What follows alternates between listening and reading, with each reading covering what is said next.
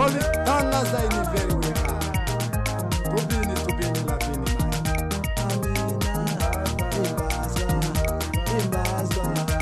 Imbazwa. Uhimbarizwe. Kambirwe ukamirwe n'amahanga yose. Si yose gushimira. Amen.